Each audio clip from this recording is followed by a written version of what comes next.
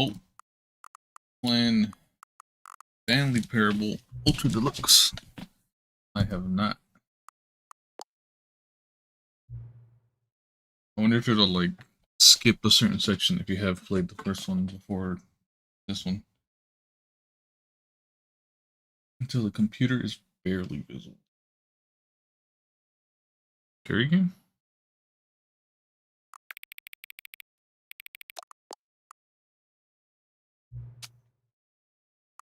It is 9 p.m.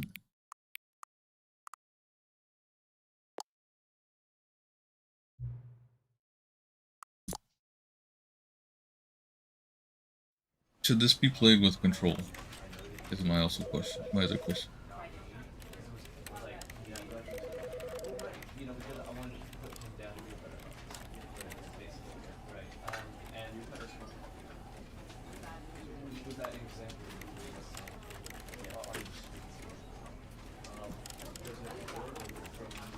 Interact. Ouch.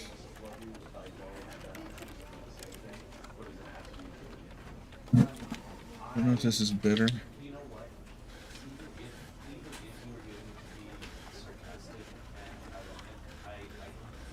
Crouch, pause, interact, looking.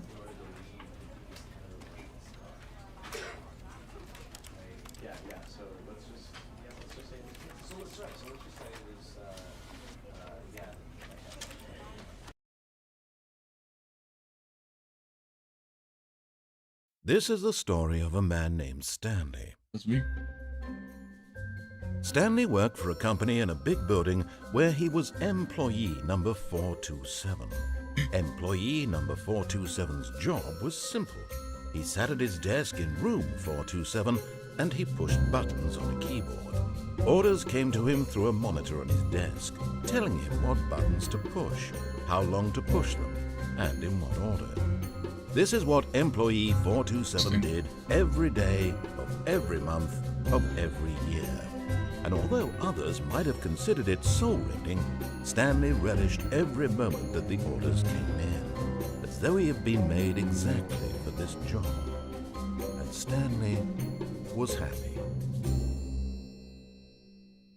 And then one day, something very peculiar happened. Something that would forever change Stanley. Something he would never quite forget. He had been at his desk for nearly an hour when he realized that not one single order had arrived on the monitor for him to follow. No one had showed up to give him instructions, call a meeting, or even say hi. Never in all his years at the company had this happened, this complete isolation. Something was very clearly wrong. Shocked, frozen solid, Stanley found himself unable to move for the longest time. But as he came to his wits and regained his senses, he got up from his desk and stepped out of his office. Are we Stanley? Can't move.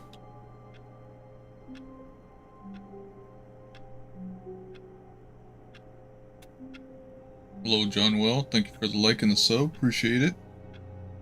Thank you very much. How are you doing?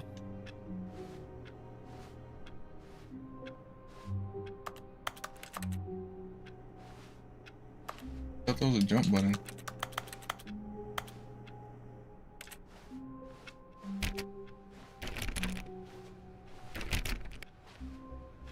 All of his co-workers were gone. What could it mean?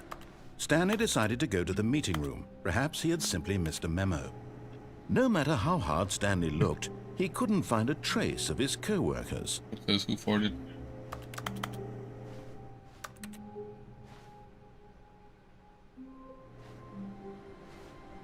Yeah, this is Stanley Parable, but the Ultra Deluxe version. I've never played the first one. I've been wanting to play it for a while. I bought it like 6 months 6 months ago, and I never actually played it. Oh my god, I turned off the computer.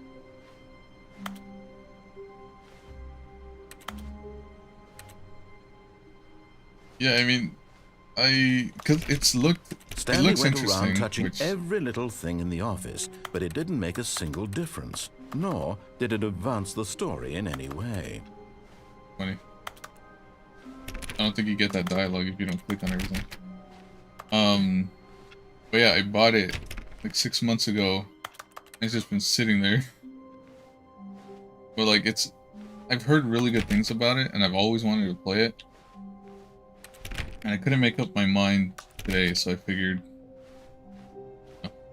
When Stanley came to a set of 2 open doors, he entered the door on his left. See, it's gonna be like, oh, you're supposed to open. You go on the left, right? But then it says sometimes you go on the right. But I don't. Go to the left. Should we have gone right? I don't know. Low side of hazardous space. I can, I guess, but I don't have a background. It'd just be black.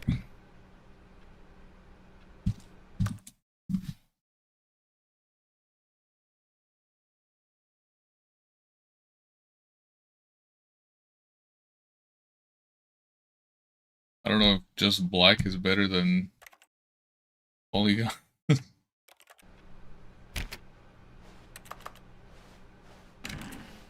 I've been streaming. I mean, Yet I haven't there was been. not a single person here either.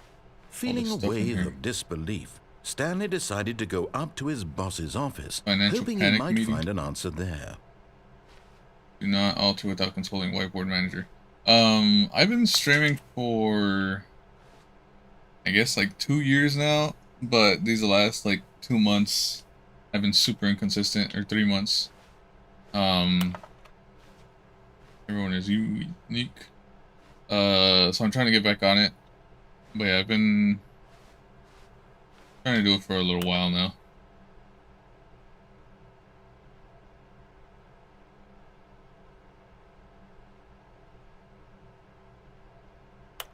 Death sport portion in the primary reviews. Oh my god, people are gonna die in here. Hello, Bleeding Dirt. How you doing? Welcome in. Oh my god, it's open. This is the Stanley parable. Can't go back. Stanley stepped into the broom closet, but there was nothing here, so he turned around and got back on track. There's something in here. There was nothing here. No choice to make, no path to follow, just an empty broom closet. No reason to still be here. Coming to a staircase, Stanley walked upstairs to his boss's office. I don't know, I haven't been doing the impressions. I feel like they got kind of old. And so I just haven't done. There's like a. You wanna see my list? There's a list of 1, 2, 3, 4, 5, 6. There's a lot. There's a long list here. But I just haven't done them. But what do you stream, Jordan? Oh, what's on here? Hold on. Wait a minute. There's a car. But Stanley just couldn't do it. He considered the possibility of facing his boss. Admitting he had left his post during work hours, he might be fired for that. And in such a competitive economy, why had he sounds taken good, Jordan. that risk? Thank you, and good All luck to your because he streaming and believed everything. Hope it all everyone goes had well. vanished. His boss Thank would you think he for was stopping by. crazy. And then something occurred to Stanley. Maybe, he thought to himself, maybe I am crazy. All of my co-workers blinking mysteriously out of existence in a single moment for Why no is this reason 3? at all. None of it made any logical sense. And as Stanley pondered this, he began to make other strange observations. It's For like example, 15th why Bleeding couldn't he Dirt. see his feet when he looked down? Oh my god, I Why can't did see doors it. close automatically behind him wherever he went? Oh, they are And for closing that matter, automatically. these rooms were starting to look pretty familiar. Were they simply repeating? No, Stanley said to himself, this is all too strange. This can't be real. And at last, he came to the conclusion Hello, that had been QX. on the tip of his Welcome in. tongue. He just hadn't found the words for it. I'm dreaming, he yelled. This is all a dream. Oh, what a relief. Oh Stanley my felt god, we're in the same to have room. finally found an answer, an explanation. His co-workers weren't Wait a actually minute. gone. Okay, hold on. He wasn't going to lose his job. he wasn't crazy after all. AB, He thought to 11th himself, will. I suppose I'll wake up soon. I'll have to go back to my boring real-life job pushing buttons. I may as well enjoy this while I'm still lucid. So Going on, he Cosmic? imagined himself I flying still don't and began have to archery. gently float above the ground. Oh my god, I'm flying. Then he imagined himself soaring through space on a magical starfield, and it too appeared. It was so much fun, and Stanley my marveled God. that he had still not woken up. How was he remaining so lucid? And then It's perhaps called the the Stanley strangest Parable question of them Ultra all Deluxe. entered Stanley's head. One he Like was a amazed he story hadn't asked game himself or something? sooner. Why is there a voice in my head dictating everything that I'm doing and thinking? Why is there a narrator? Now the voice was describing itself being considered by Stanley, who found it particularly strange. I'm dreaming about a voice describing me, thinking about how it's describing my thoughts, he thought. And while he thought it all very odd and wondered if this voice spoke to all people in their dreams, the truth was that, of course, this was not a dream. How could it be? Oh, Was how could Stanley it be? simply deceiving himself, believing that if he's asleep, he doesn't have to take responsibility for himself? Stanley is as awake right now as he's ever been in his life. Now, hearing the voice speak these words was I mean, quite a shock probably to bleeding Stanley. dirt. After all, he knew for certain, beyond a doubt, that this was in fact a Like, dream. B. Did the voice not see him float and different. make the magical stars just a moment ago? How else would the voice explain all that? This voice was a part of himself too. Surely, if he could just... He would prove it. He would prove that he was in control, that this was a dream. So he closed his eyes gently, and he invited himself to wake up. He felt the cool weight of the blanket on his skin, the press of the mattress on his back, the fresh air of a world outside this one. Let me wake up, he thought to himself. I'm through with this dream. I wish it to be over. Let me go back to my job. Let me continue pushing the buttons. Please, it's all I want.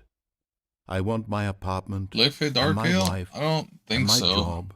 I don't drink All I beer. I want is don't my like the way life it tastes. exactly the way it's always been. I've tried a couple of them, My but life they is all taste the normal. same. I am normal. Everything will be fine. I am okay. We're gonna wake up now.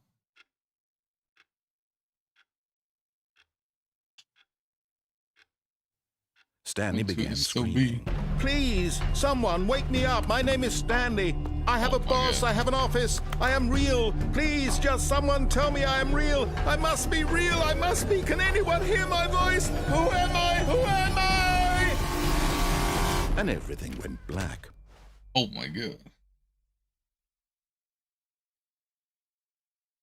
This is the story of a woman named Mariella. Okay, so we're not Stanley anymore? Mariella woke up on a day like any other. She arose, got dressed, gathered her belongings, and walked to her place of work. But on this particular day, her walk was interrupted by the body of a man who had stumbled through town God, talking and Stanley. screaming to himself, and then collapsed dead on the sidewalk. And although Not she a would Liger soon or turn an to go APA? call for an ambulance, for just a few brief moments, she I mean, considered the I'll strange probably man. try it at some point, maybe. obviously Because my friends, they crazy. drink beer, This much and I'll she try knew. theirs. Everyone knows what crazy But I'll take a people sip look and like.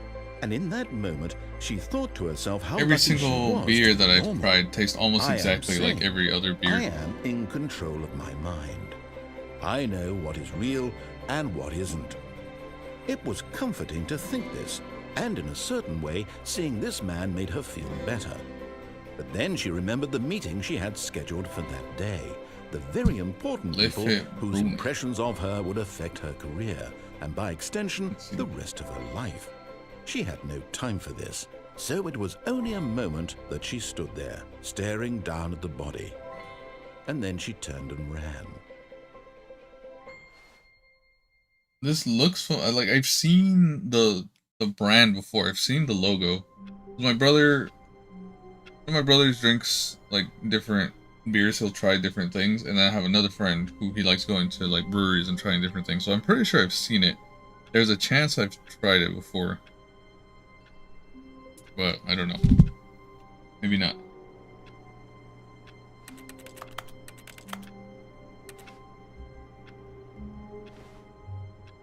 Well, we're back in the office. All of his co-workers were gone. What could it mean? Stanley decided to go to the meeting room. Perhaps he had simply missed a memo. We're doing this again? Wait. Did we get like a certain ending because I didn't follow the directions? When Stanley came to a set of 2 open doors, he entered the door on his left.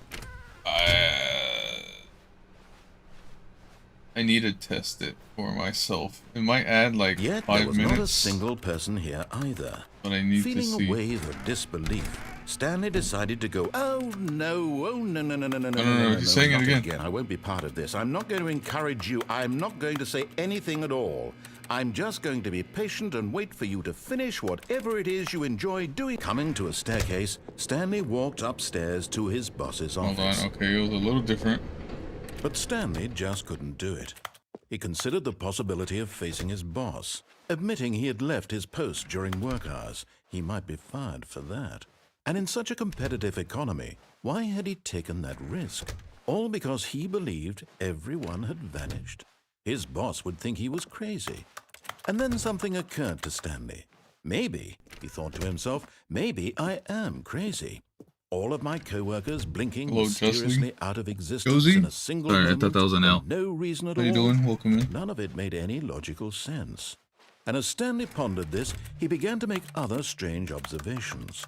For example, why couldn't he see his feet when he looked This down? is the same. Why Okay. did doors close automatically behind him? I guess wherever he there's a went? bunch of different And endings for to that this matter, game these depending on rooms were what starting to look pretty direction familiar. you go Were they and what simply thing you repeating? take. No, Stanley said to himself, this is all too strange. This can't be real. And at last, he came to the conclusion that had been on the tip of his tongue. He just hadn't found the words for it. I'm dreaming, he yelled. This is all a dream. Oh, what a relief Stanley felt to have finally found an answer, an explanation.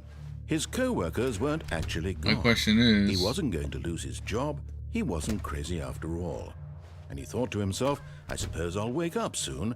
I'll have to go back to my boring real-life job pushing buttons. I may as well enjoy this while I'm still lucid. So, he imagined himself flying and began to gently float above the ground. Then he imagined himself soaring through space on a magical starfield, and it too appeared. It was so much fun, and Stanley marveled that he had still not woken up. How was he remaining so lucid? And then perhaps the strangest question of them all entered Stanley's head. One he was amazed he hadn't asked himself sooner. Why is there a voice in my head dictating everything that I'm doing and thinking?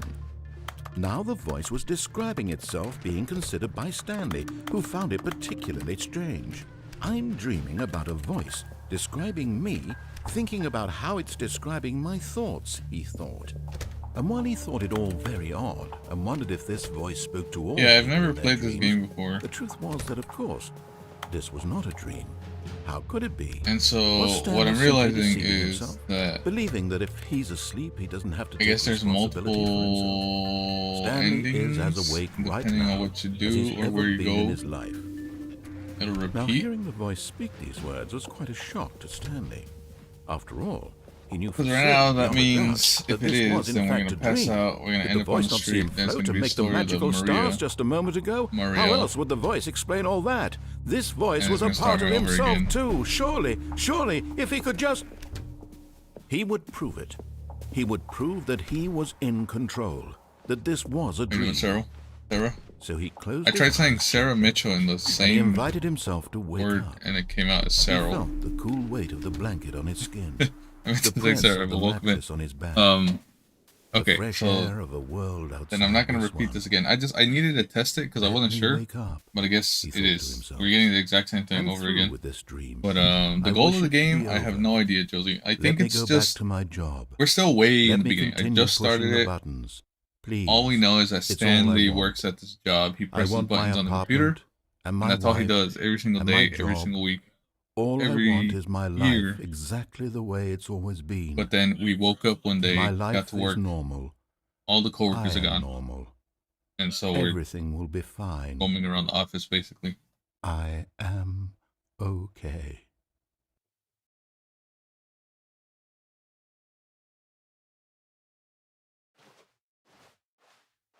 Stanley began screaming.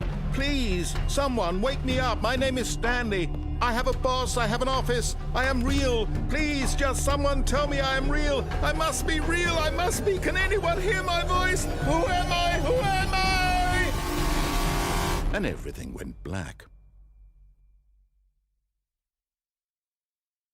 And so this is one of the endings This where is the story of a woman named Mariella.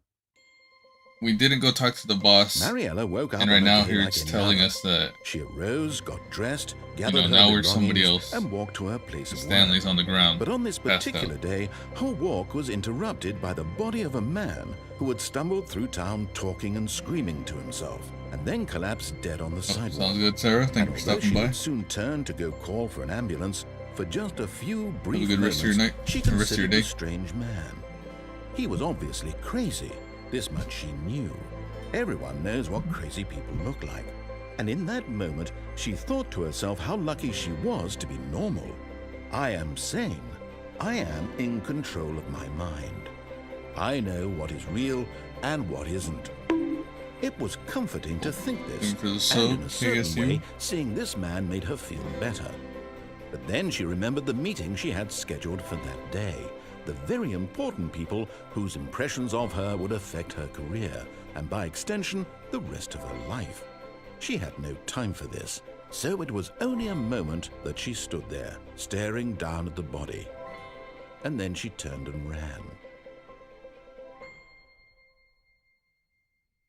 Okay, so that's ending 1. Confirmed. And then it starts again. Okay. Not gonna do that again. All of Run. his co-workers were gone. What could it mean? Stanley decided to go to the We're meeting. gonna go room. left Perhaps again, he had simply missed a Then memo. we're gonna go talk to the boss. When Stanley came to a set of 2 open doors, he entered the door on his left. Well,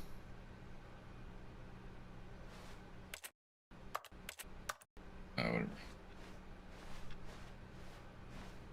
I was gonna say, let's Yet like there was not a single disobey person all here of the either. things, and maybe Feeling we'll get a wave more. of disbelief, Stanley decided to go up to his boss's office, hoping he might find an answer there. All right, that's pretty funny. Things change when you reset. It doesn't want to let us into the broom closet because then he's like, no, no, no, I'm not gonna let you do something in the broom closet because there's nothing in the broom closet. And so they just boarded it up. Interesting. Okay. Coming to a staircase, Stanley walked upstairs to his boss's office.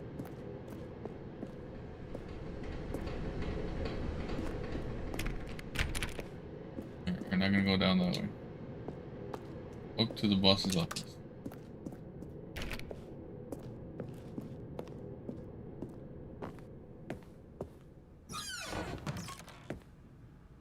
Because the boss knows what boss says goes. If the boss has suffered losses, then that's what the boss chose. Like extreme bathrooms.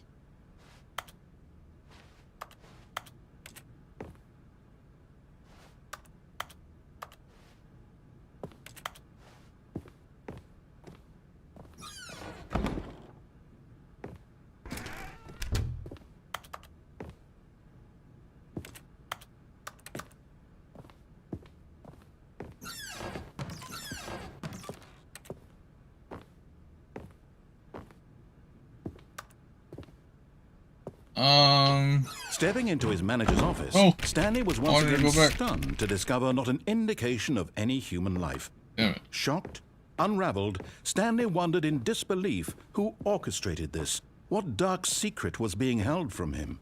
What he could not have known was that the keypad behind the boss's desk guarded the terrible truth that his boss had been keeping from him. And so the boss had assigned it an extra secret PIN number, 2845. But of course, Stanley couldn't possibly have known this. 2845. But the logo is just something I designed like a long time ago, back in high school. And then I think it's pretty Stanley just sat around twiddling his thumbs. Trying to input anything on the device was useless, since he could never possibly know that the combination was 2845.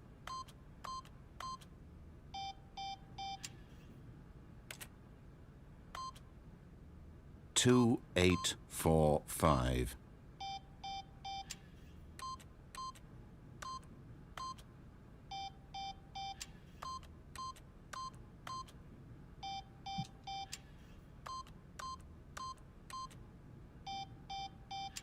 Forgot, but it turns out that the panel's emergency override kicked in, and the door just opened all by itself. And Stanley got the hell along with the story. Well, whoop-de-doo. Wow, I was trying to put in random numbers. I had somebody make them for me a couple years ago. Paid an artist or whatever.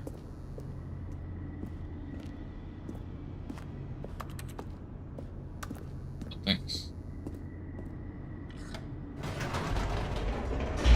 Speaking of elevators, I got stuck in an elevator last night for about an hour. Descending deeper into the building, Stanley realized he felt a bit peculiar. It was a stirring of emotion in his chest, as though he felt more free to think for himself, to question the nature of his job. Why did he feel this now, when for years it had never occurred to him? This question would not go unanswered for long. Yeah, my dog. Stanley walked straight ahead through the large door that read Mind Control Facility. Call 914. The light is on. Call the phone number.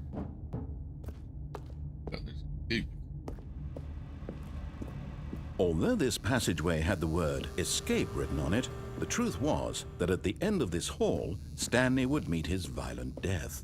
Oh my god, we're about to die. The door behind him was not shut. Stanley still had every opportunity to turn around and get back on track. At this point, Stanley was making a conscious, concerted effort to walk forward and willingly confront his death.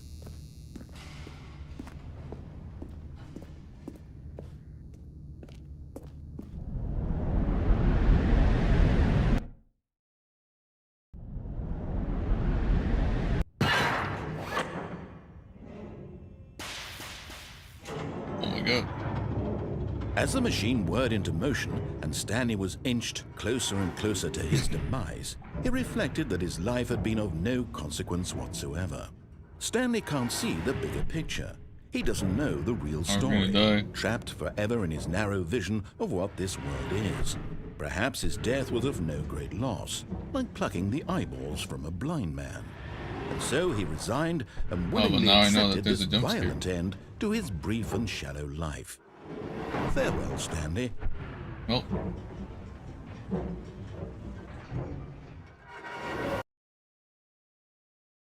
Farewell, Stanley, cried the narrator, as Stanley was led helplessly into the enormous metal jaws.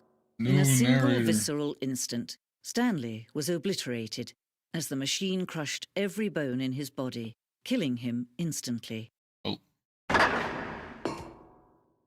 Oh, he didn't die.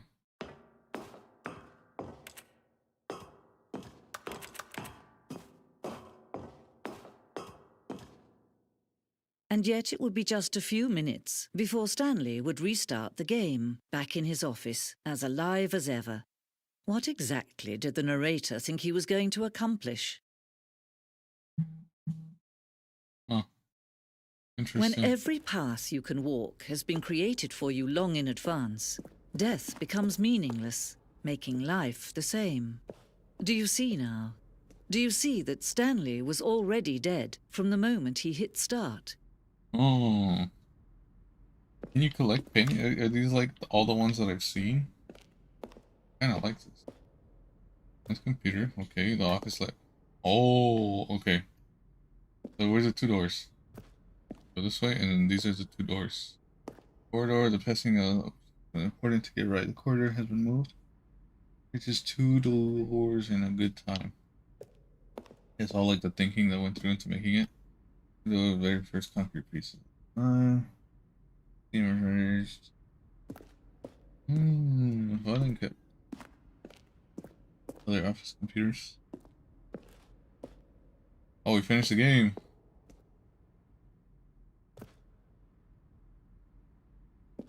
We did it.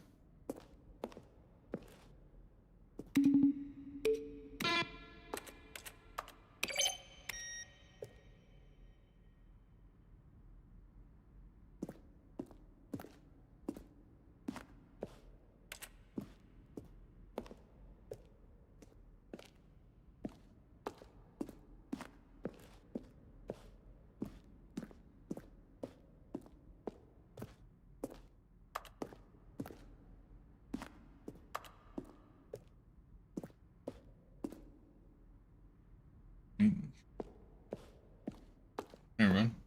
I can't run.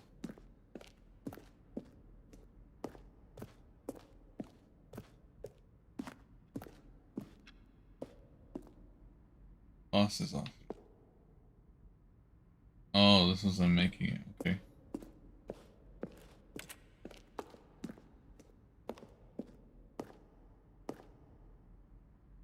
Deep.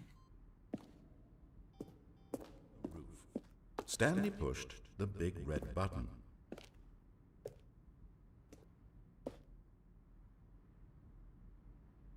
Yeah, it's really quiet in here.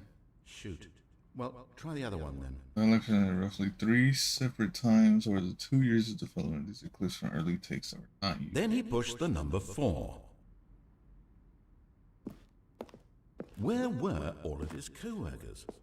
Oh, I don't know. How about they're throwing a surprise party for him for all his button pushing? Does that sound plausible to you? Okay, okay. I feel like if I stand there long enough, it would be something like, oh, still standing here. And then this. Early version of the countdown. What does that mean? Countdown ending?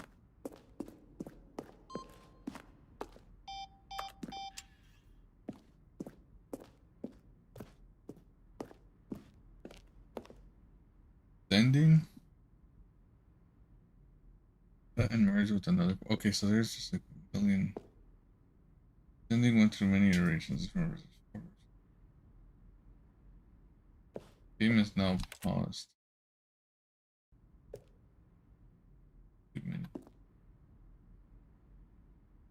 Oh, only ended when the player restarted from the escape menu. Unfortunately, the version realizes. Oh, see. I guess he got rid of it.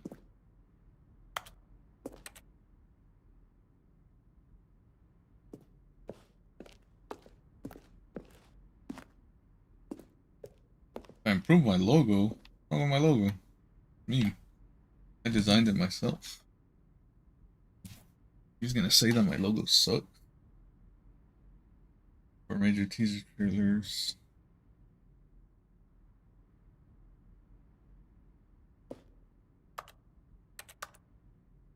Oh, but they're not actually narrating it. Okay.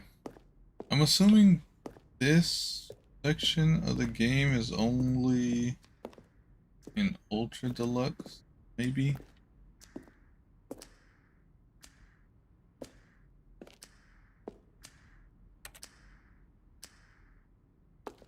Version is first leading to the apartment ending. A timer will give you 15 seconds to pick the phone. Not picking it up will lead to a different ending.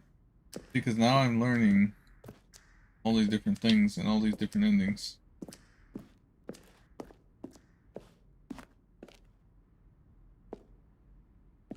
Also, I don't think people watch for a logo. People watch if you're interested.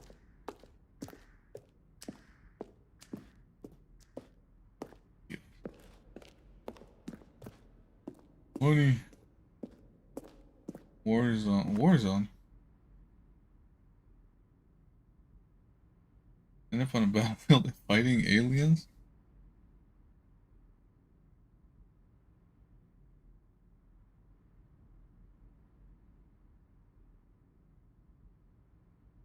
Oh, interesting.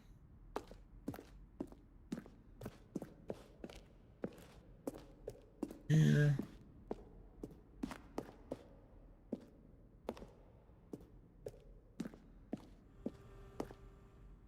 Games are fine. How is the games? How's the games going? I hope it's as good or better than the first one. Oh, cool. Emails.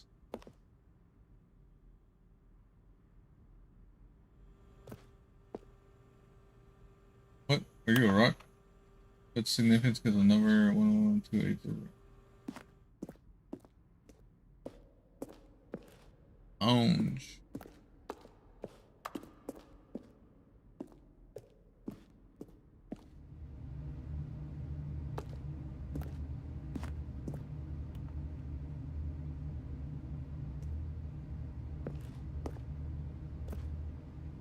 Oh.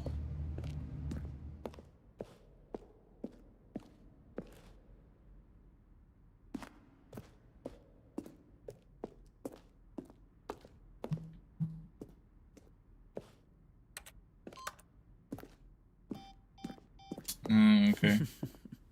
Oh, look at these two. How they wish to destroy one another. How they wish to control one another. How they both wish to be free. Free. Can you see? Can you see how much they need one another?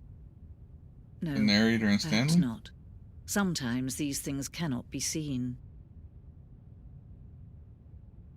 But listen to me. You can still save these two. You can stop the program before they both fail. Push escape and press quit. There's no other way to beat this game.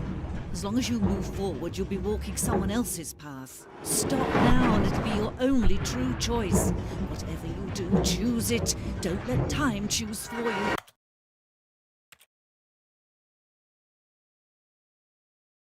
Because that's an ending, right? I want to see.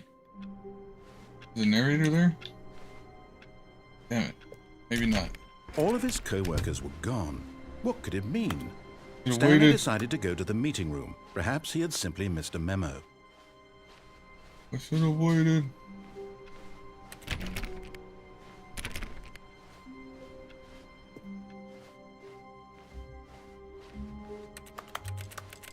When Stanley came to a set of 2 open doors, this was not the correct way to the meeting room, and Stanley knew it perfectly well.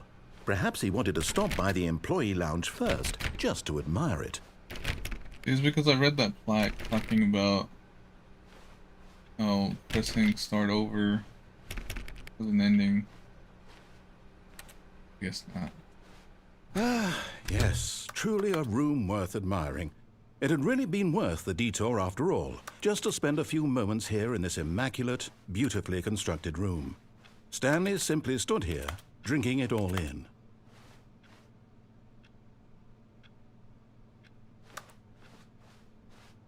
But eager to get back to business, Stanley took the first open door on his left.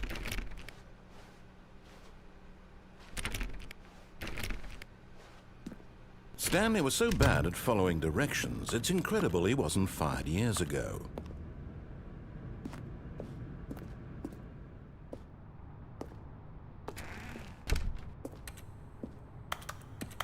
I need a key card.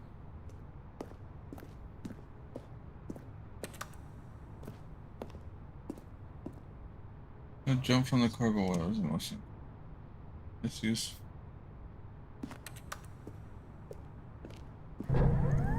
Look, Stanley, I think... But in his eagerness to prove that he is in control of the story and no one gets to tell him what to do, Stanley leapt from the platform and plunged to his death. Good job, Stanley. Everyone thinks you are very powerful. I wonder if time is passing. What if there's like an ending that has to happen at a certain time? Someone was following Stanley. He was sure of it. If he checked over his shoulder now, he would surely catch them. It was only a matter of time. Following?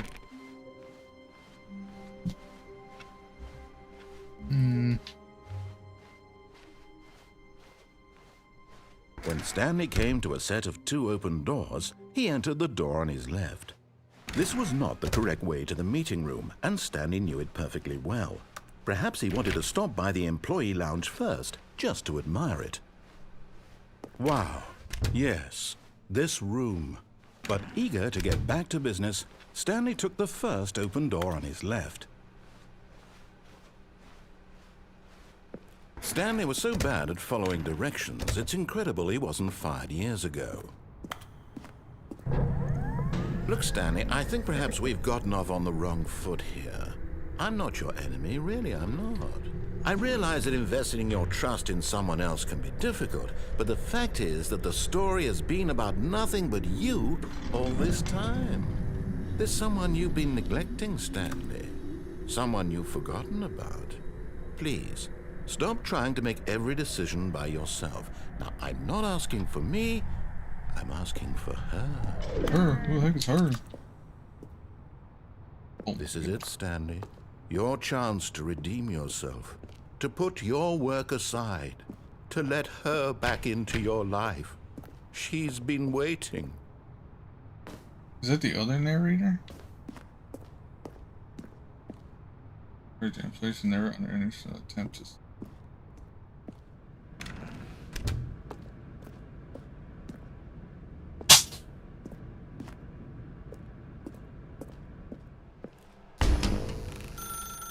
That's her, Stanley. You need to be the one to do this, to reach out to her. If you can truly place your faith in another, then pick up the phone. This is the one that was talking about, oh, I can unplug this. As Stanley picked up the phone, a white light engulfed him, filling him not just with radiance, but with hope. Hope for a life reunited one... Wait. Oh, goodness. Oh. Stanley, did you just unplug the phone? No, that wasn't supposed to be a choice. How did you do that? You actually chose incorrectly? I didn't even know that was possible. Let me double check. No, it's definitely here, clear as day. Stanley picks up the phone. He's taken to his apartment where he finds his wife, and the two pledge themselves to one another. Music comes in, fade to white, roll credits. Not picking up the phone is actually somehow an incorrect course of action. How is that even possible? None of these decisions were supposed to mean anything. I don't understand. How on earth are you making meaningful choices? What did you... Wait a second.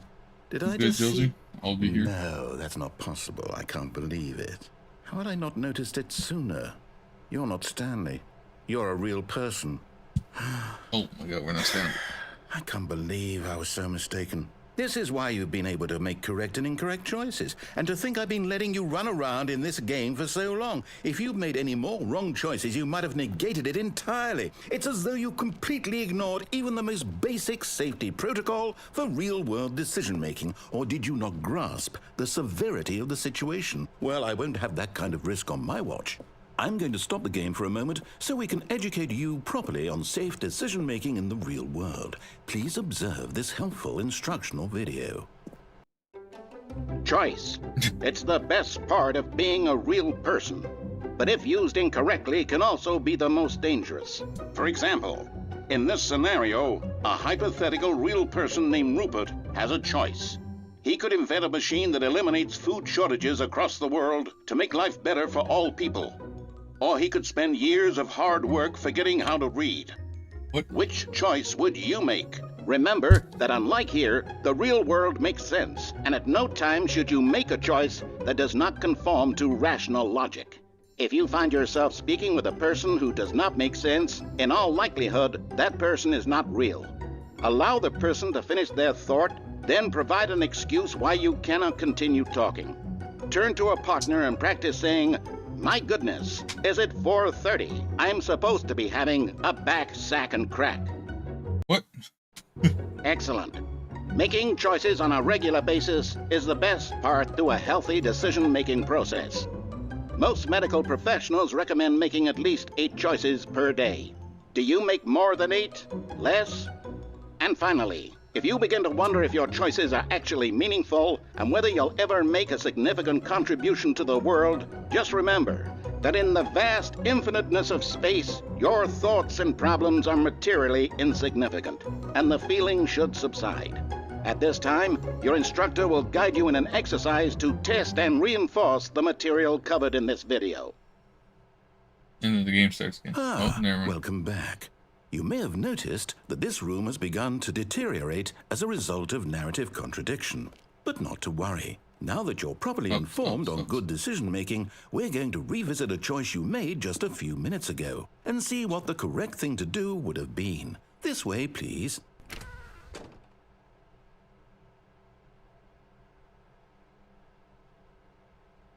Dream Elements has been suspended. Why?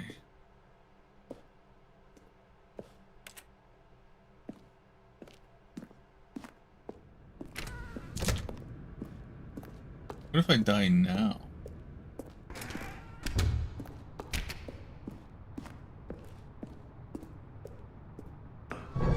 Now that we know your choices are meaningful, we can't have you jumping off the platform and dying. Imagine the main character dying senselessly halfway through the story. That story would make no sense at all. We just need to get you home as soon as possible before the narrative contradiction gets any worse. Unfortunately, it seems this place is not well equipped to deal with reality.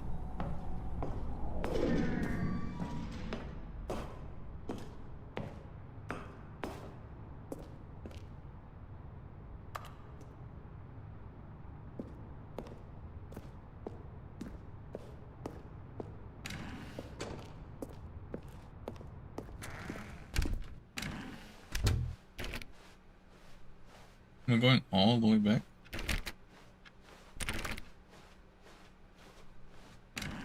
Almost there.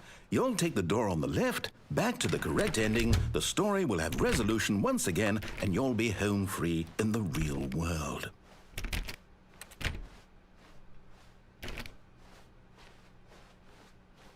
Now remember, all you need to do is behave exactly as Stanley would.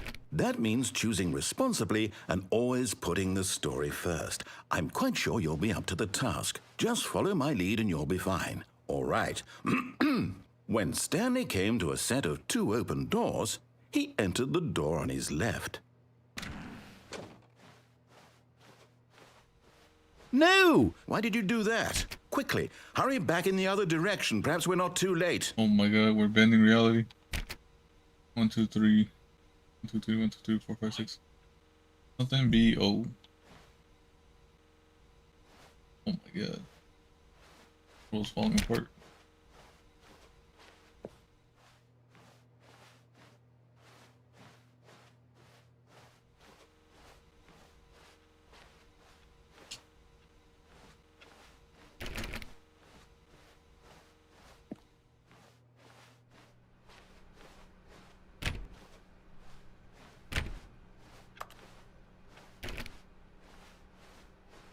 Oh, it's ruined. I can't believe, after everything we talked about, that my story, you've destroyed my work. Why? For what? What did you get out of that? What did you think was so special about seeing the game undone, left here like so much garbage? It's worthless now. And what am I supposed to do? Even if there were a way to continue, would it be worth it? To know that my story is now incorrect? How can I go back to that? I can't erase that knowledge. I'll have to live with it forever, reliving its impossibility forever. I couldn't live that way. Is it better to shut the game down entirely? To willingly destroy all of my work? I don't know. What's the answer? What do I do? What do I do? What do I... No, I have to. I have to shut the game down. I have to. I have to.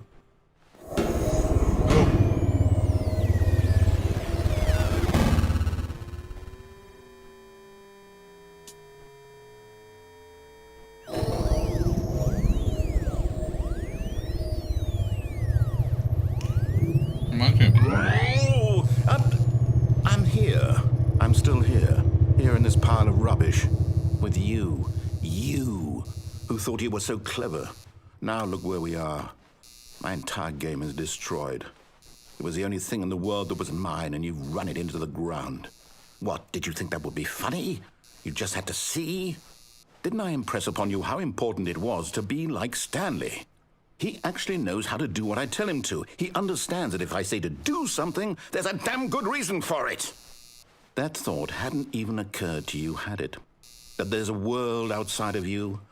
You're a child. Oh, my story.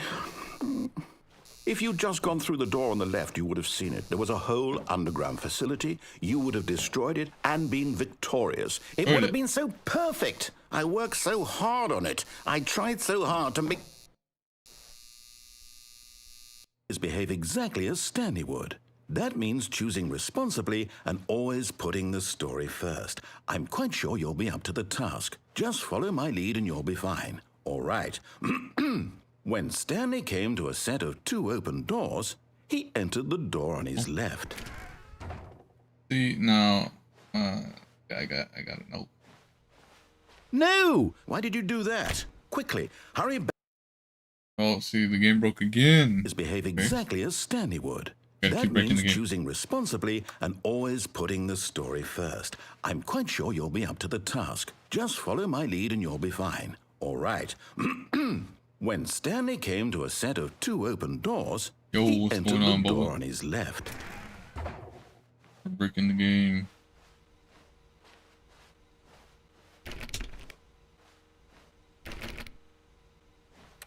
He didn't even say anything. Where's he at? Where'd he go? No! Why did you do that? Quickly, hurry back. Behave exactly as Stanley would. That means choosing responsibly and always putting the story first. I'm quite sure you'll be up to the task. Just follow my lead and you'll be fine. All right. When Stanley came to a set of 2 open doors, he entered the door on his left.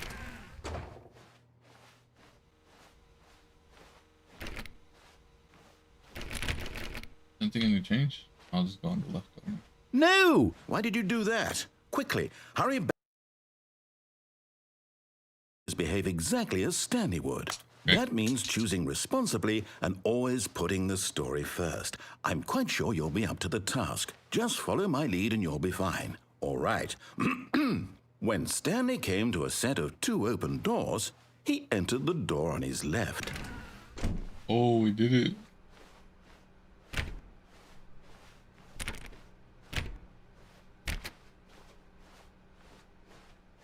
Yet there was not a single person here either.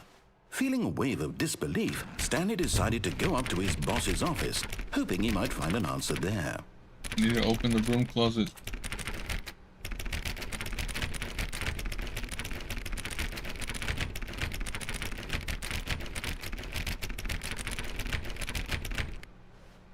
Somebody's stuck in there.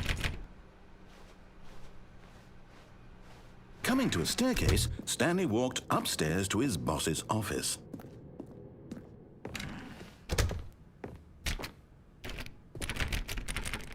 Why is that locked? Oh, it's different. Why is it different? The bathroom different? Bathroom's not open.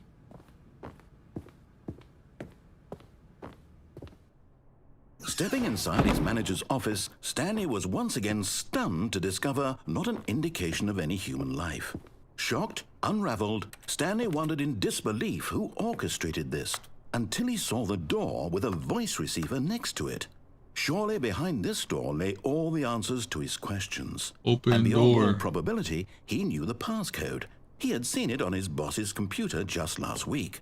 Night Shark 115. Was this the code to open the door? Would it still work? There was only one way to find out. Stanley had been trained never to speak up, but now he would draw from within himself the courage to face the unknown. He drew a sharp breath and then spoke the code. Shark 115. Get it open. Can you speak? Forgot the code. Something shark. Stanley spoke the code. Night Shark 115. Night Shark 115. He spoke it into the receiver, right there on the wall. Night Shark 115. Not working. I'm sorry, is there a problem? You didn't mishear me, did you? Please speak the code into the receiver. Otherwise, we can't get on with the story. This is a crucial step. Night Shark 115. Okay, fine. You're not going to do it. But you know what? It's pretty humiliating to bring you this far, only for you to suddenly decide you have better things to do. I asked you for this one single thing, for your respect. The kind of respect Stanley shows for his choices. He knows what it means to take a story seriously. If you didn't want to see what I had to show you, then why did you come here? You had a choice, you know. You could have gone through the door on the right. You could have done whatever the hell you wanted over there. Why did you come this way? Speak. Say something to me. Explain yourself, you coward. You... When Stanley came to a set of 2 open doors, he entered the door on his left. Oh my god, it's Stanley. Stanley? Hello? Are you... Is everything okay? Stanley, please. I need you to make a choice. Oh, that's another I need you to ending. walk through the door. Are you listening to me? Can you hear me? Is everything all right? Stanley, this is important. The story needs you. It needs you to make a decision. It cannot exist without you. Do you understand me? Whatever choice you make is just fine. They're both correct. You cannot be wrong here. We can work together. I'll accept whatever you do. I simply need you to take that step forward, please. Choose. Do something. Anything. This is more important than you can ever know. I need this. The story needs it. So, you hear me? Are you there? Are you listening to this? Stanley, are you there? Okay. It's okay, I can wait. You need time to decide. Time to make sure your choice is correct. That is the best choice. Leroy. It's all right. I'll wait for you to decide what's the right thing to do. Take as much time as you need.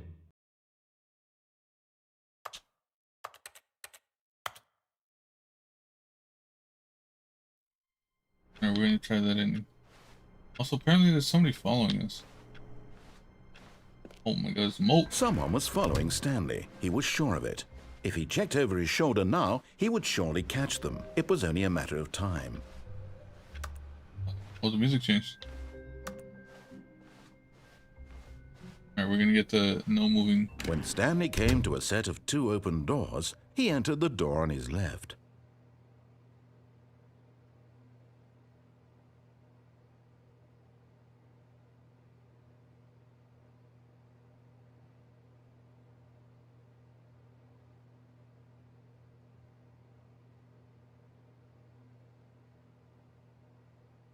I thought I was gonna say something. I'd like to.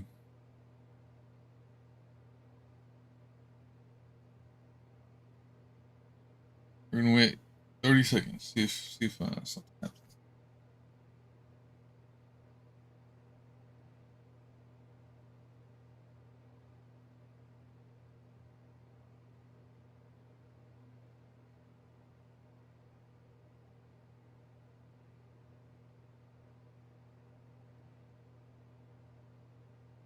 Nothing.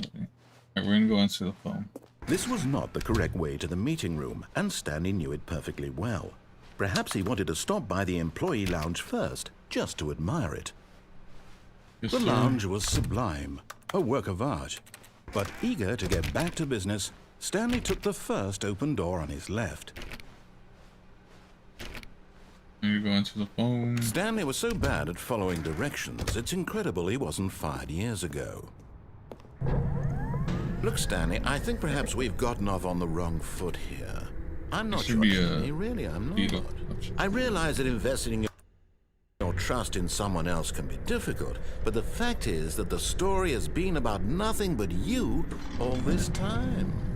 There's someone you've been neglecting, Stanley.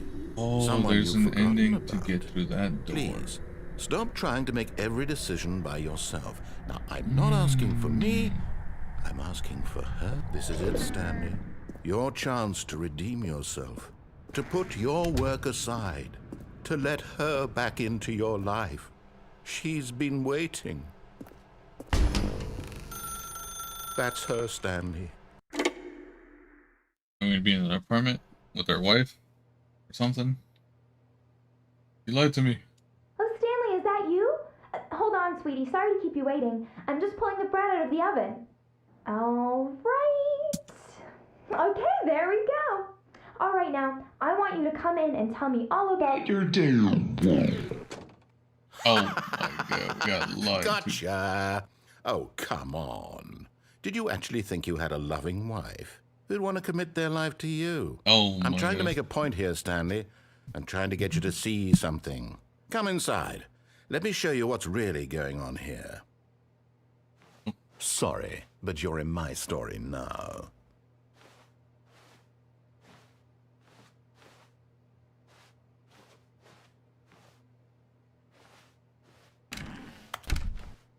This is a very sad story about the death of a man named Stanley.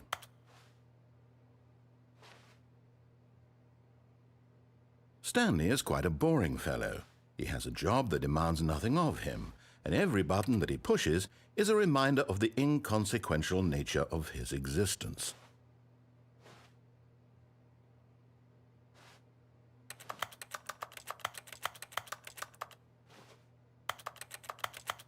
Look at him there, pushing buttons, doing exactly what he's told to do. Now he's pushing a button. Now he's eating lunch. Now he's going home. Now he's coming back to work. One might even feel sorry for him, except that he's chosen this life. I didn't get your first message, Mulk. It says, "Sir," and then the next message is, "And bring me a rope you find from there as a souvenir." But in his mind, In his mind, he can go on fantastic adventures. From behind his desk, Stanley dreamed of wild expeditions into the unknown, fantastic discoveries of new lands. It was wonderful, and each day that he returned to work was a reminder that none of it would ever happen to him.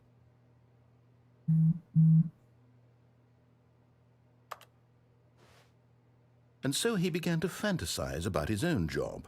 First, he imagined that one day while at work, he stepped up from his desk to realize that all of his co-workers, his boss, everyone in the building had suddenly vanished off the face of the earth. The thought excited him terribly.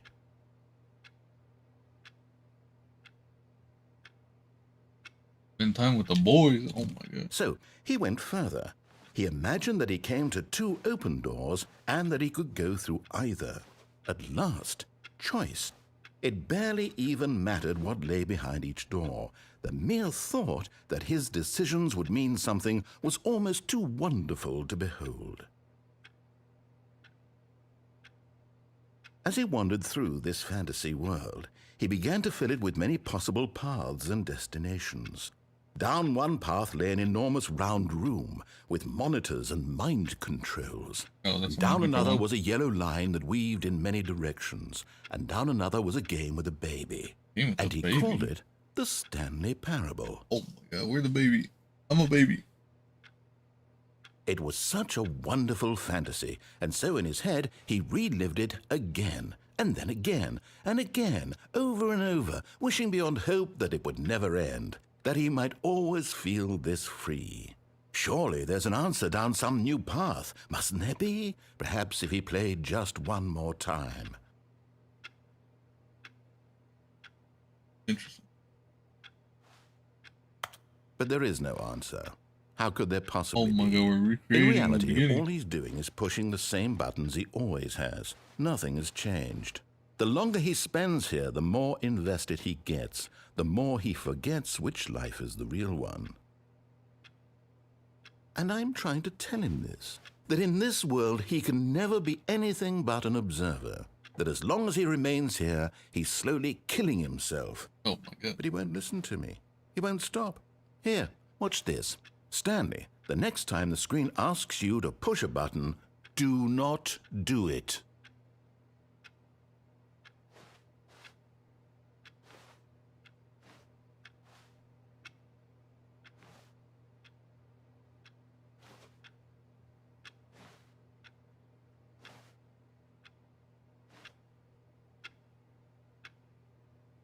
Is that the time? Not the time.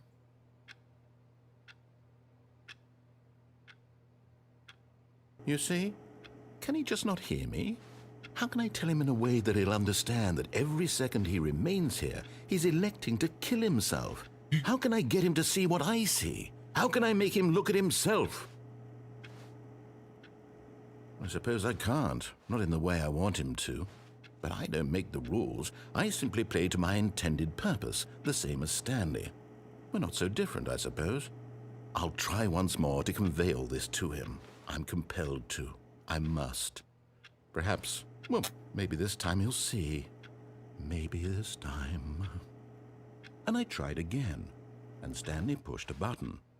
And I tried again, and Stanley pushed a button. And I tried. Died. Scared. Now we're exploring endings. There's one more area that I need to go to on the right side. Stanley came to a set of 2 open why didn't we doors. start? He entered the door on his left. That's the other section. This was not the correct way to the meeting room, and Stanley knew it perfectly well. Perhaps he wanted to stop by the employee lounge first, just to admire it. Look, oh, there's also something in there. How do we get over there? Oh, in the elevator. No. I mean, because we were on the basement floor, Stanley so for the like, first, but eager to get back to business, Stanley took the first open door on his left. We just have to wait for the firefighter. Stanley was so bad at following directions, it's incredible he wasn't They came fired and years they ago. opened the door with the crowbar. Look, Stanley, I think perhaps we've gotten off on the wrong foot here.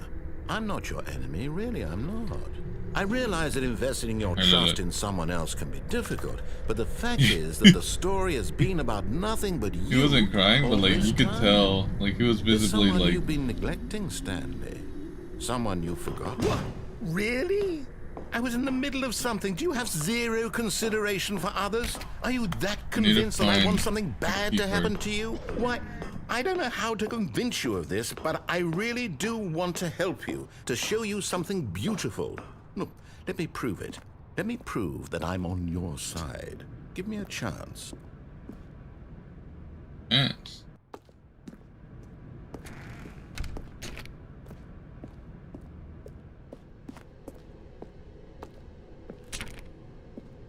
Wait, by the time we got out, he was like, he looked concerned. Oh, Now listen claustrophobia? carefully, Maybe. this is important. Stanley walked through the red door.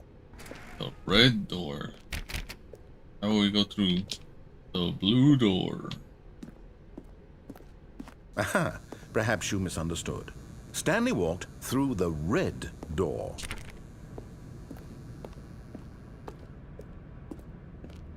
I still don't think we're communicating properly.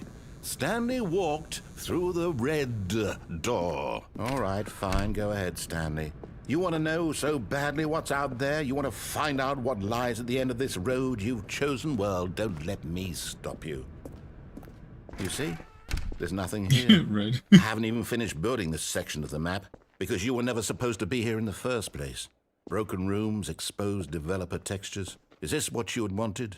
Was it worth ruining the entire story I had written out specifically for you? Do you Well, not think I ruined put the a lot of story. time into that? Because I did. And in the end, it was all for nothing. Because this is what you wanted to see. Help me here, Stanley. Help elucidate these strange and unknowable desires of yours. What would have made this This one game was just better? playing What on did a you Switch. want to see? Vehicles? Skill trees? Work with me. You've given me absolutely nothing so far. Tell you what. Let me take a stab in the dark at a new design, and you can give me some feedback. There we go. A third Oh, option. new door. This already feels leaps ahead of where we were before. Go ahead, Stanley. Take it for a spin. There's so many different options. I remember every single one. See, because now I want to go to the left door, but I don't know that if I go to the left door. Let's go to the right door again.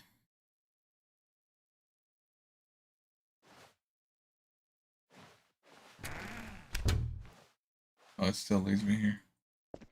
Okay, I'm going to stop you there. Now, tell me about your experience with this new version. Would you say that the game benefited from allowing you more choices? Feel free to be honest. I'm looking for some real critical feedback here. Aha!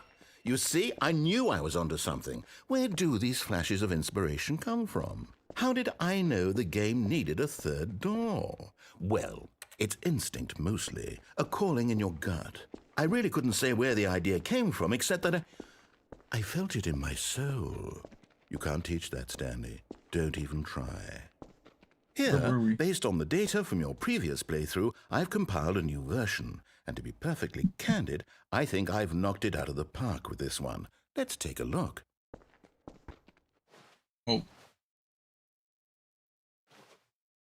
Worldwide leaderboard. Good old Neil is offline. Skid is offline.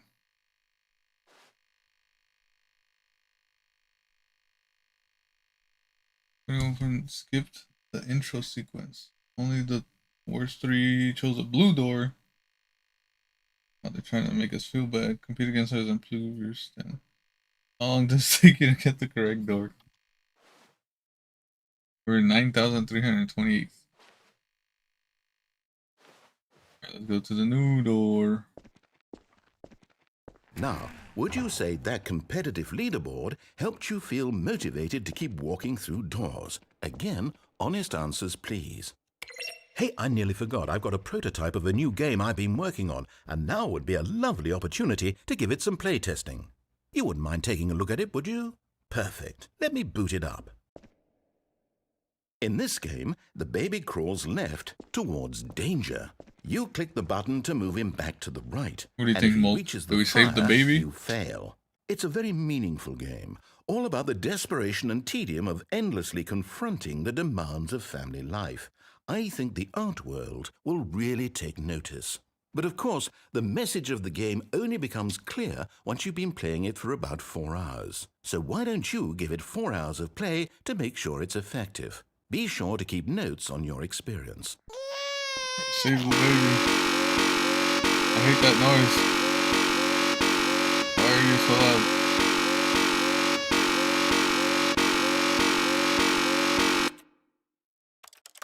Why is this so loud? I mean, I understand what's going on here. It wants us to kill the baby. But we do this. And now it's not loud anymore. And now we can keep saving the baby. This game is... I see why it's been, like, popular and stuff. There's a lot of meta sort of like, oh, you gotta do this, oh, then you don't do that. So then this happens and you go back and you change an option, but then you can't change the option, and then there's another ending. There's like a million endings. We've gone through like 6 so far. And we haven't even started. Well, I guess we'll find out. Let me put the volume back up and then we'll see what happens if we... Well, if we don't kill it, I don't know. Because also, I've noticed that sometimes you'll be in a spot where, like, you think you'll have an option, but then nothing happens until you, like, get tired and default to the correct option, which I'm pretty sure is what's happening here. Because he said 4 hours, but then the crazy part is, there's probably an actual ending where if you play this for 4 hours, you get an ending, and you save the baby. But I don't want to play for 4 hours. But like, it makes you think, because then there's the actual possibility based on the way this game is playing. But since I want to see the rest of the game, we're going to let the baby die. And then we'll go on and we'll reset and we'll do it again. You want me to wait for 4 hours? What time is it? It's 1:14. Because the problem is I have to keep clicking this.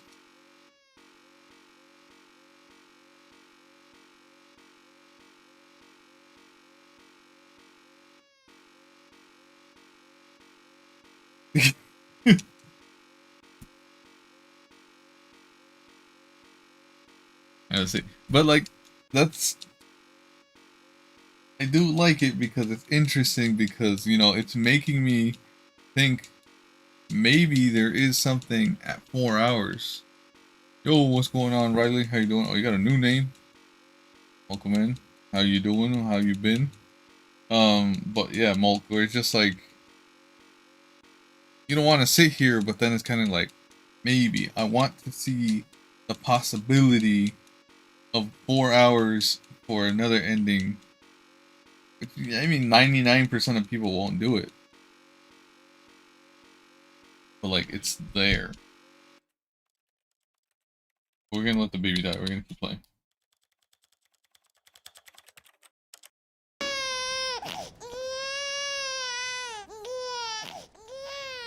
You heartless bastard. Did you do it because I think you hate babies? we're probably gonna purely Google to some spite stuff me? at the end. Because if it's the latter, well, I don't know what to do. I'm completely out of ideas. I can't think of a single thing that might improve the experience for me. I'm not even going to try. I'm out. I'm out. I'm done. It's over. Thank you for playing. Your input was extremely valuable. Oh, hey, since my game was so awful, why don't we play someone else's game, just to ease the pain? Let's see. What do we This have is here? the Stanley parable, Riley. But there's like, I was telling Mulk, there's a bunch of different endings, which Let's is give pretty it a cool. shot. And now I think it's just gonna load us back in. Oh no, this is... Oh, this is Fascinating. What do you think this game is about, Stanley? This is, What's our backstory? What is our motivation? Well, it seems obvious to me that you are meant to play as a creepy man spying on innocent civilians Creepy man. below you from up high in your creep tower, perhaps for some sort of twisted erotic purpose. What this is for? Yes, that must be. My friend was playing What a this game. fascinating I don't know if venture the into same people experience of created this total game. mental depravity. So is far, I interesting. love everything about this game, Stanley, and it seems there's even more. Come, let's venture outward and see what else is out there. I wanted to play this game too because from what I was watching my friend play, it had a pretty interesting story. Because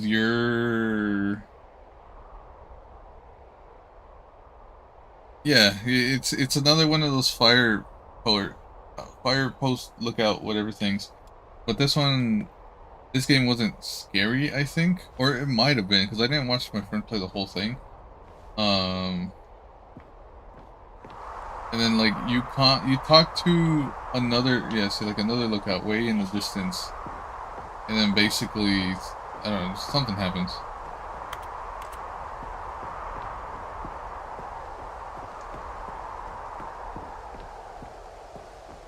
Yeah, the Halo games are fun.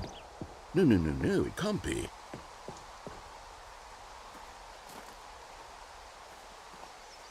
Firewatch. Firewatch is the name of the game. It's an open world game. Good God, quickly block it off. Oh, thank goodness, Stanley. What a close call. You nearly wandered off into that thing. That big, open, just wandering around. No right or wrong directions. No path to follow. You can just go I got walled off. Oh, thank heavens we avoided it. We're out of the woods now, Stanley. In the wall. Okay, I'm going to get us out of here. Let's find another game. Preferably something with walls. Something with nice, big, insurmountable walls. I can't make it through the wall. Okay, I think this will be just the thing. Rocket League. Wonderful. See, this is exactly what I had in mind. Just a nice big box for you to run around in. There isn't any possibility that you could get lost here. Now this is game design. Stanley, if you manage to get lost in this game, I will be phenomenally impressed. Okay, so what exactly do we do here? Let's see. There are lots of cars here in the back, but obviously there's no racetrack. Okay, I'm seeing that there's a ball of some kind back here. Is this game sports ball? Stanley, I think it's sports ball. Oh, what fun. We shall run the bases and do a touchdown together? Yes, I think surely we must. Okay, Stanley, here's the ball. Have fun.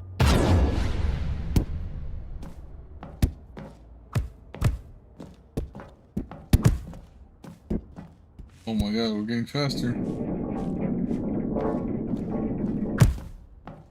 Are you doing it? Hold on. What are you doing? Oh, we fell.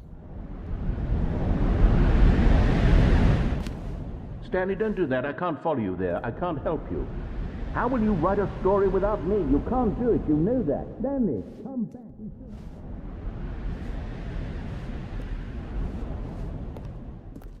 I need light. Oh!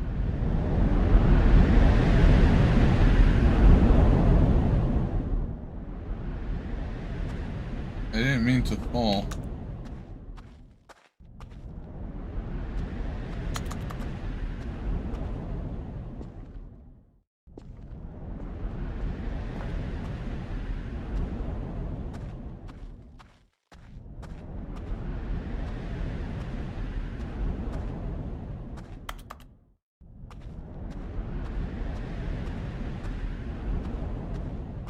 Leo.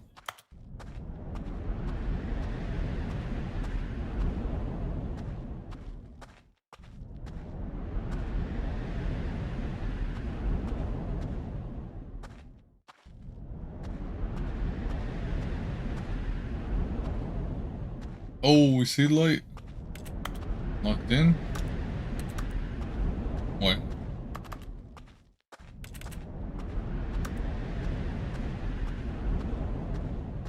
Oh, now we're back in the office. 427. Oh, but this is different.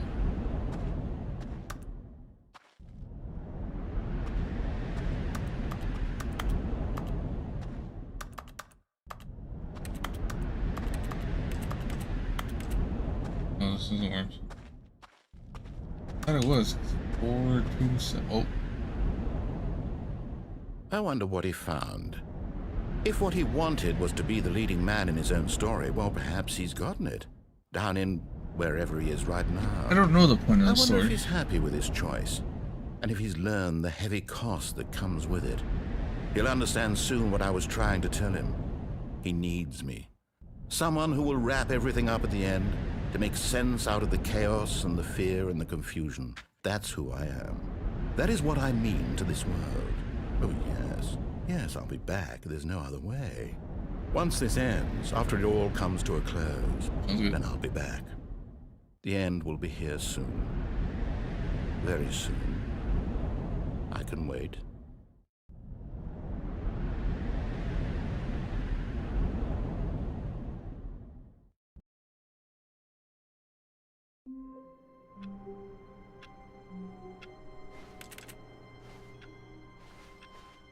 A soft wind blew outside and perhaps rain started, and if it did, it stopped shortly after. Stanley hoped that he would one day see weather. Different.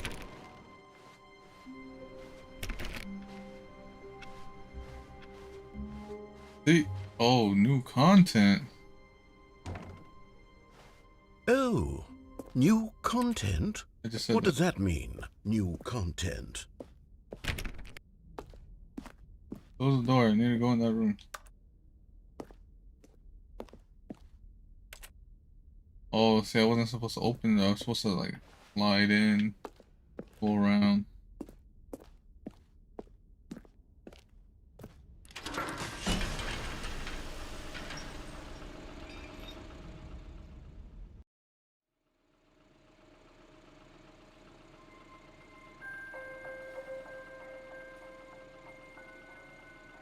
Hello, and thank you for playing the Stanley Parable Ultra Deluxe. As you may know, the Stanley Parable was a video game released in 2013 on home computers. After receiving critical and commercial success, it was expanded upon in 2022 with the Stanley Parable Ultra Deluxe, a reimagining of the game for consoles and home computers. Oh. The Stanley Parable Ultra Deluxe features exciting new content that broadens and expands the world of the Stanley Parable, delighting audiences the world over. Please, step inside and see what thrilling new adventures await in the Stanley Parable Ultra Deluxe. Oh, well, this sounds delightful. I'm very excited to see the thrilling new Ultra Deluxe content.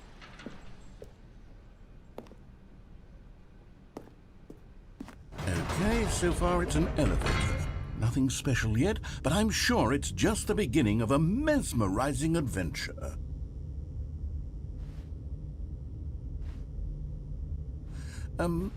Is it broken? What's going on here? Should we be moving somewhere or... Oh, there we go. All right, finally, at long last, it's on to the new content. I've never been more ready. Let's do it. Bed Wars.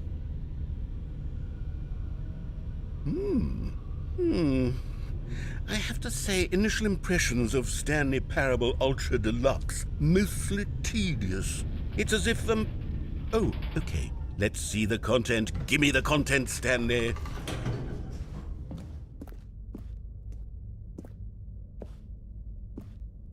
All right, let's see. It's the jump circle.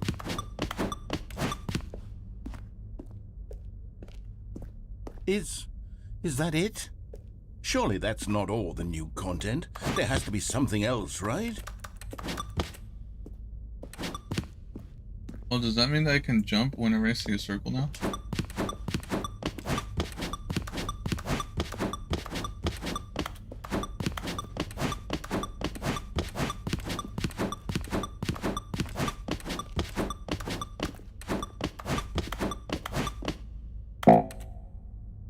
Oh,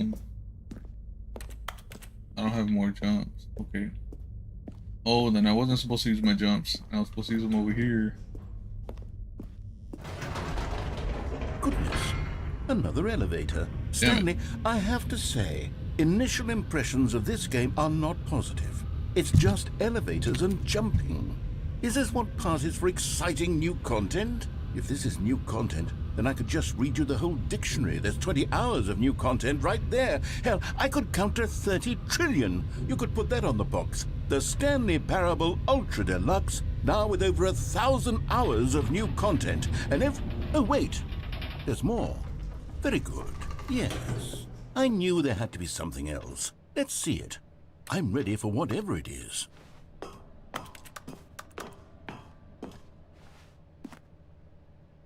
That's it? Oh, you've got to be kidding me. You see, Stanley? This is what happens when greedy video game developers with no respect for their fan base rush a cheap expansion to market for no reason other than to make an easy dollar. And don't get me started on the level of craftsmanship that's gone into it. In fact, I'm looking right now at the game's achievements, and it's hard to believe one of them actually says, "Test achievement, please ignore." What quality assurance department signed off on this? I'm infuriated and I'm offended, and I intend to find these people on Twitter and hold them personally accountable. It's my fault, Stanley. I built up too much anticipation around the new content, I'm afraid. It could never have lived up to such expectations. If you're still with me, why don't we just reset the game, and we'll try to get back to what the Stanley Parable is really about. No frills, no gimmicks. Just you and me having a great time together like always. This guy hates me. What do you say, friend?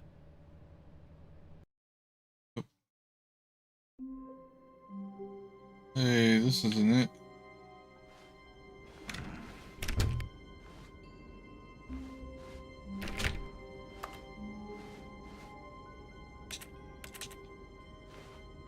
Where am I? Oh. Stanley, come over here. In the vent. I want to show you something. Oh, you don't want to see the cool surprise I made for you? Well, fine. You're a dork anyway, so... Oh, never mind. You're not a dork.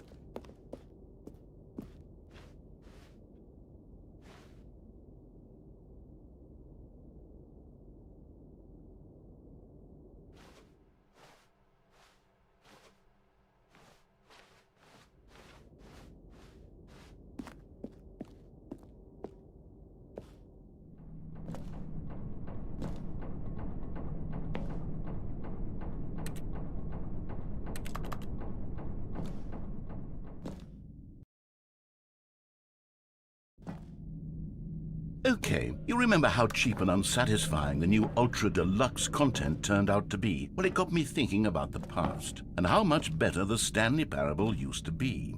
So I made something special and tucked it away here where the game's developers won't find it. Just our little secret. Take a look. Arm? I call it the Memory Zone.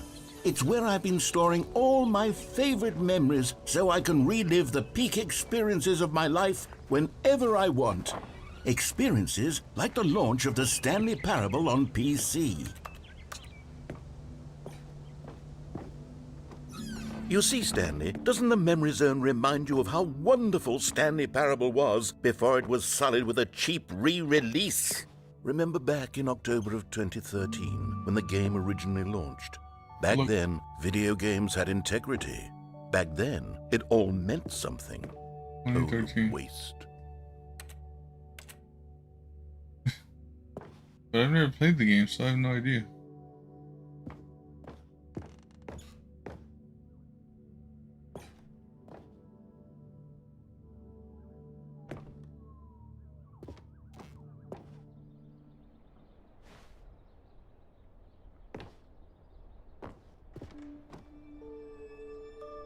Don't play for 5 years. Oh, okay, we're never... I mean, I'll probably get it eventually. Is it impossible to get this achievement? I don't know about that one.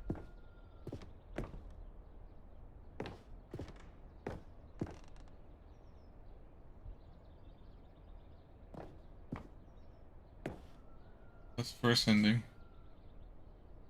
Well, not the first, but the first one we got.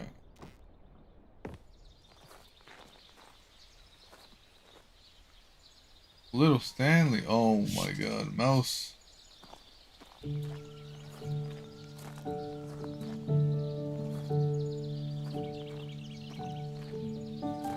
And over here is where I keep reviews of the Stanley Parable. Like this stunning triumph of games journalism, 10 out of 10 from Destructoid.com. James Stephanie Sterling writes, and I quote, "Where so many games that aspire to be more than games end up less than any form of art, Stanley Parable strives and then succeeds to be every game ever created." Did you hear that, Stanley? Every game ever created. That's how grand and all-encompassing the original Stanley Parable was. It was literally every game ever created. It was Skyrim. It was Persona 3. It was all of them. And now, it's nothing. It's no games at all. It isn't even the Stanley Parable anymore. It's just even a husk Roblox now. A lifeless husk with an hour of new elevator content.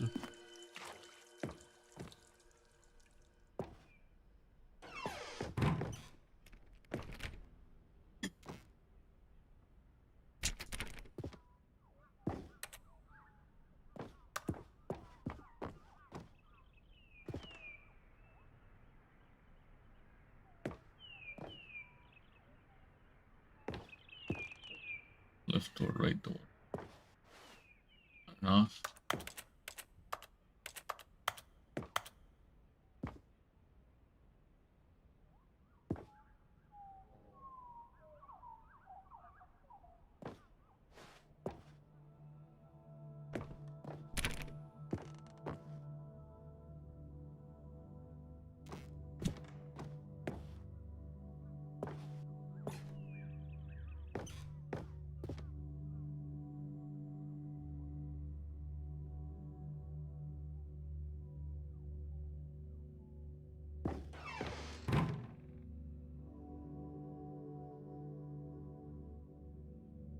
They can't do anything.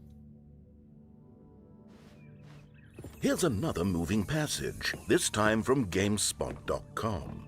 The Stanley Parable is both a richly stimulating commentary on the nature of choice in games and one that offers some of the most enjoyable, surprising, and rewarding choices I've ever been confronted with in a game. 9 out of 10. Don't you get it, Stanley? The game was perfect. It didn't need anything else. It didn't need new content.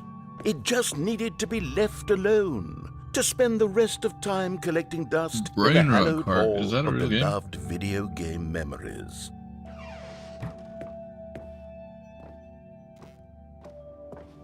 See, now I'm wondering. Can we get over there?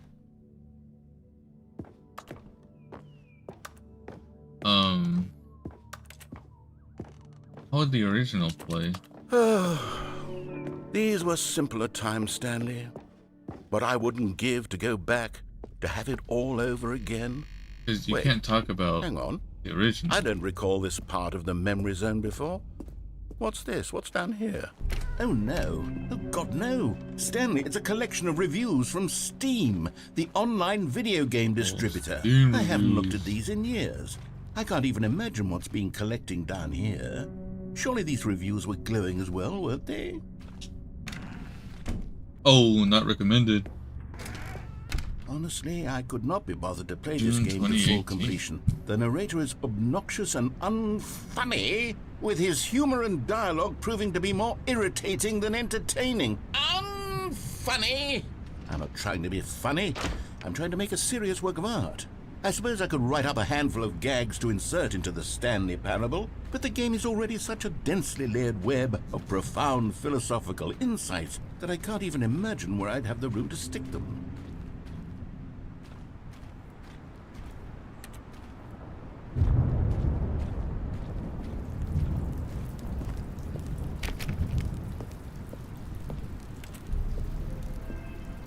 Okay, let's see what this one says. While the idea for the game is good, for someone who prefers non-linear games, this preachiness gets annoying fast. Preachy? Stanley? I'm not preachy, am I? You can tell me if I'm preachy. Honestly, you can. Oh, goodness. This is actually quite shocking for me. Well, to be honest, I had always thought of the game's dialogue as being rather terse to begin with. You can't know how much fluff I cut from the game to get it to feel as light and airy as it... Well, I always thought it did. But maybe it wasn't. Dear. What an awful memory to have to hold on to. These black marks on my otherwise unimpeachable track record. I feel like a failure. Like I let these people down. Perhaps the Stanley Parable isn't quite as sterling as I always remembered. What's this one got to say? You constantly have to stop doing anything so the narrator can catch up with his long-winded explanations of what's happening. I wish there was a skip button. Who, A British? skip button? Well, yes. Yes, I think we can do that. If I'm truly too preachy, then maybe letting you skip ahead for just a moment, surely it couldn't hurt. Not if it means we can strike these negative reviews from the record. Only positive reviews of the Stanley Parable. That's my motto today, and it's always been my motto. I'd do anything for the customers. Do we actually Yes, unlock a skip button we shall have. Interesting. I was actually saying that it'd be cool to have a skip button. Oh.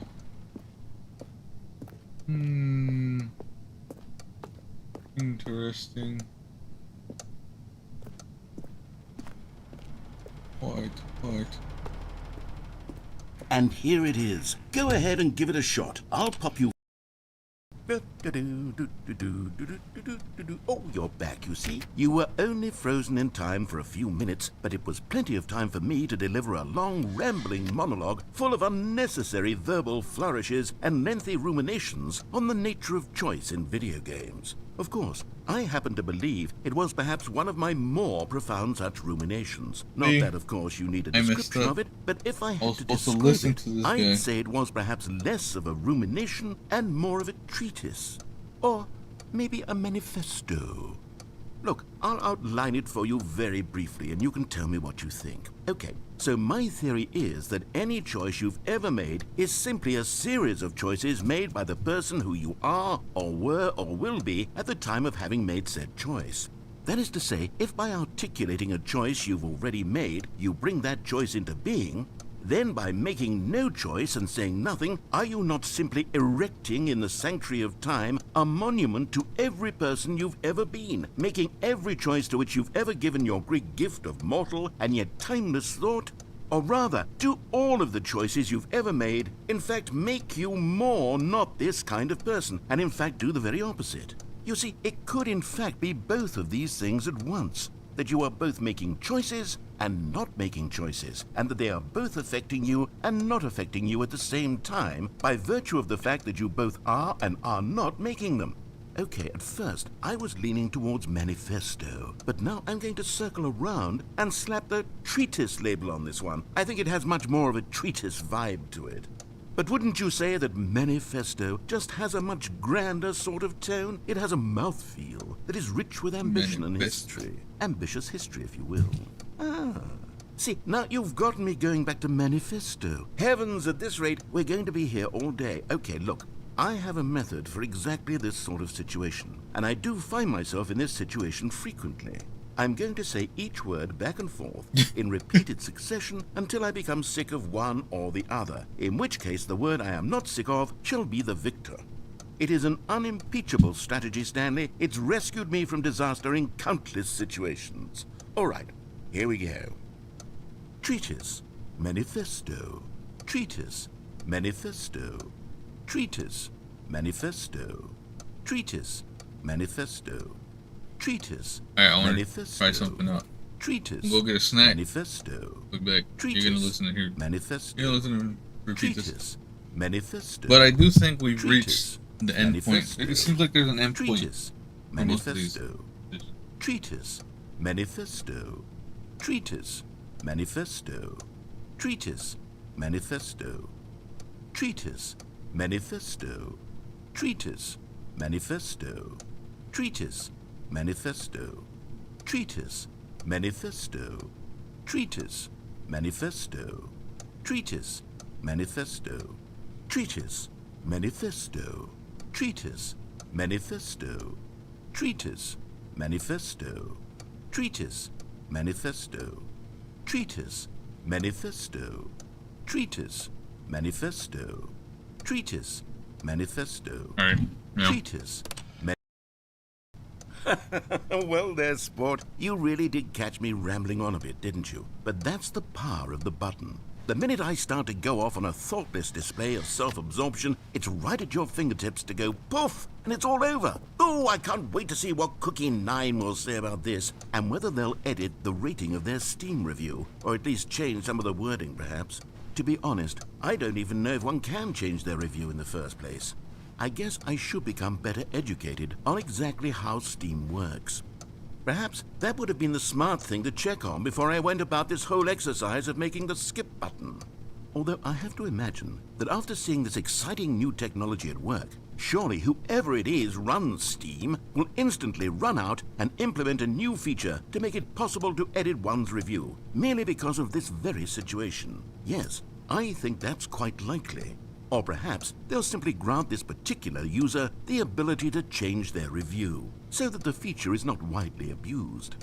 Look, I would even be okay with Steam altering this particular review so that it reads as something more beneficial. Something along the lines of, this game is the best game. Let me start over. How about this? From the ashes of depravity rises the phoenix of quality.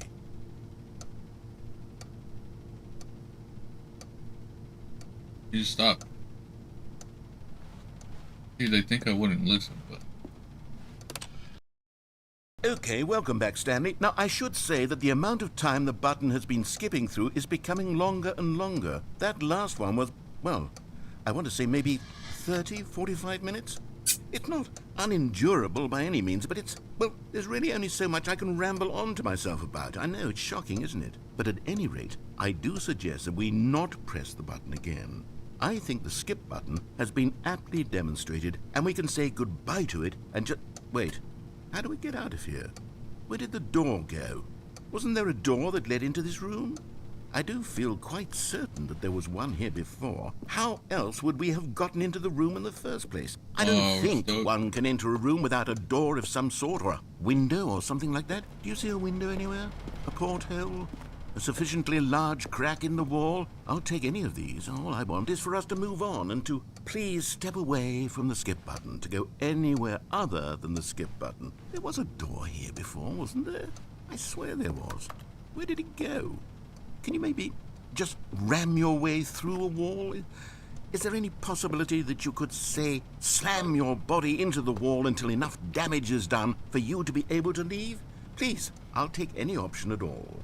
I'm asking you to work with me here. We need a door. We need a door of some kind. I can work with any kind of door as long as it can open and lead from one room to another. I'm going to step away for just a moment, and I'm going to try to find us a door. I don't know how exactly to remove a door and place it in a different wall, but I will find a way, I promise. You just need to not do anything. Don't press the skip button. Please, please, please do not press the skip button. Just wait here for me, and don't press the skip button. Got it? Yes, good. I'll be right back.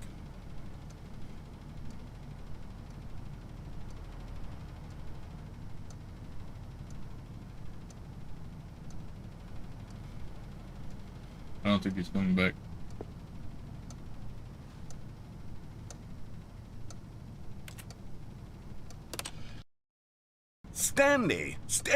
Stanley, please don't push the button again. It's been 12 hours. You've just been frozen there. I don't know why the skips are getting longer, but they're really, truly getting longer, and my God, there's no way out of the room. Stanley, the door is gone. It's completely gone. I've looked at it from every angle. I've checked every one of those walls 1,000 times. And there's no door, Stanley. There's no door. There's just you and the button, and if you keep pressing it, I have no idea what will happen. Oh, Stanley, you're back. You're back. Oh, my goodness. I have someone to talk to again. Stanley, I think it's been a week. Or 2 weeks. I've been sitting here all that time. Just sitting here. Not a single person to speak with. And you'd think that that's just how it's always been, right? Me talking and you saying nothing. Would you think that it's exactly the same as always? Doesn't that feel like what we've already been doing? Me just talking? But it isn't, Stanley. It isn't the same at all. It isn't even close. Because I know you can't hear me once you push that button. That's what I'm realizing now, Stanley. I'm realizing that I needed to know that someone was listening. I needed there to be a vessel through which my words were moving. It was the vessel I needed, Stanley. Not the outcomes, not the story. None of that matters anymore. I'll give it all up. I'll give up every branching path. I'll burn my story to the ground. One single thing I need, and God, I can see now that I need it more than anything, is to know that someone else is taking it in. These words that I'm saying, I need to know you can hear me. Because maybe, Stanley, maybe, if you can hear me, then maybe it means I'm real. Maybe I'm not just a fiction. Was I scared of that all along? Perhaps, yes. Perhaps I've been scared this whole time, that if I stop speaking, I'll slip backwards into the silence and be consumed by it. I can't be taken by it, Stanley. I can't lose myself in the stretch of emptiness between you and me. When you press that button, you're still right there, but I know you're so tremendously far away. And in those moments, the emptiness folds itself outward in between the two of us, and I am suspended in its unyielding quietness. I can feel the edges of my reality curdling inward and decaying. I can tell that I am becoming less and less real. Yet to speak to you now, I am alive. I am truly and completely here. I am a being. I am someone. I am something. I am being listened to. I am being recognized. The emptiness between us has collapsed, and I feel right now like I am not a work of fiction. I feel as though I occupy space in this world again, and I have cast a shadow onto the wall. You see what I'm saying, don't you? You can see what this means to me.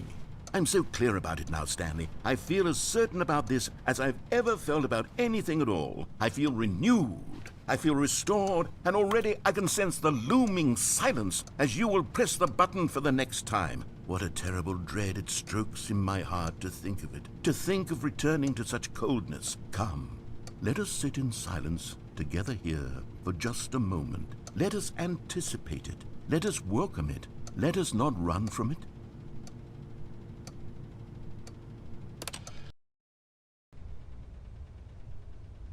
Dark. Oh, hello. It's you. You're here again. Welcome. I have had time to think about you and about us and about everything we've been through. I've had so much time. I stopped keeping track after a year. Have you ever sat down in one place and not moved for one entire year? Let me describe it for you. To begin with, there is only regret. There is only the turning wheel of...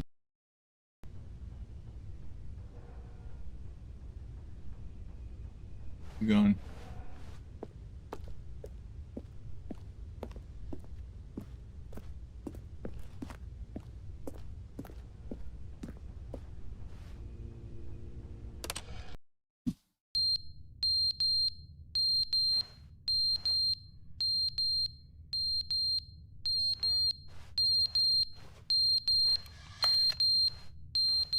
Why is it beeping?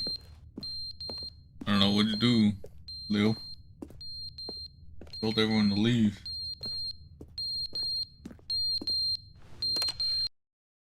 But they didn't understand the game was never meant to be funny. It was meant to have a point. It was meant to speak to the human condition. But where are the jokes? Where are the jokes? They bemoaned, they screamed, they gnashed their teeth and said, entertain us. It wasn't enough. They had to leave a pathetic little thumbs down review and make all...